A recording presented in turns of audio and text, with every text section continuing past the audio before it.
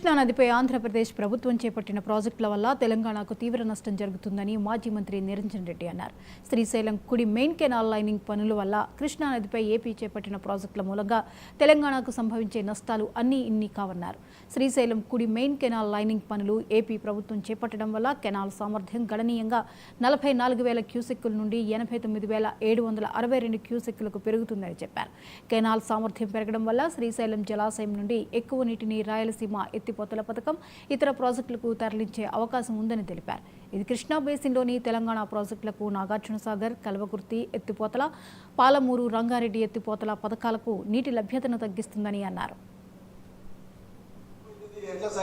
నల్లగొండ జిల్లాకు 100 రూపాయలు నీళ్లు ఇవ్వాల్సిందే. పాలమూరు, రంగారెడ్డి నుంచి ప్రాజెక్టులో మనం ఎన్ని ఎకరాలకు నీళ్లు ఇవ్వదలిసినామో అన్ని ఎకరాలకు ఇవ్వాల్సిందే. దాంట్లో రెండో ఆలోచన లేదు.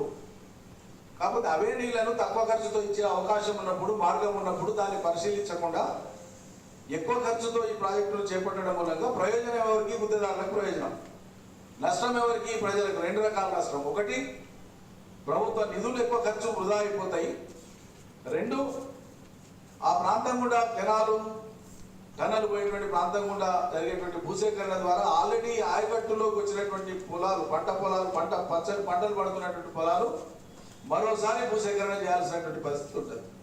ఇది ఎట్లా సంభవవుతుంది? ఎట్లా సహేతుకమవుతుంది? నేను నిన్న ఎదురు దగ్గర మాట్లాడుతూ కూడా విషయం చెప్పి అక్కడ కూడా రిలీజ్ చేసినాను. గతంలో మేము పెట్టిన లెటర్ ఇప్పుడు కూడా మీకు కాపీ ఇస్తాను. గతంలో మేము పెట్టిన లెటర్ కూడా మీకు కాపీ ఇస్తాను. ఇవి చాలా గంభీరమైన విషయాలు. ఈ రోజు వారు ఏదో పేడ్ వర్కర్స్ వాట్సాప్లల్లో, ఫేస్బుక్లల్లో థర్డ్ క్లాస్ వార్తలు పెట్టి టైంపాస్ చేసే రాజకీయాలు కాదు. ఇది ప్రజల జీవితాలతో ముడిపడిన అంశాలు. నెలకు 5-6 ఇచ్చి 10 మందిని పెట్టుకొని ఏదో తోసినంత వాట్సాప్ గ్రూప్లలో రాసేటువంటిది కాదు రాజకీయం. నల్లగొండ జిల్లాకు 100 రూపాయలు నీళ్లు ఇవ్వాల్సిందే. పాలమూరు, రంగారెడ్డి నుంచి ప్రాజెక్టులో మనం ఎన్ని ఎకరాలకు నీళ్లు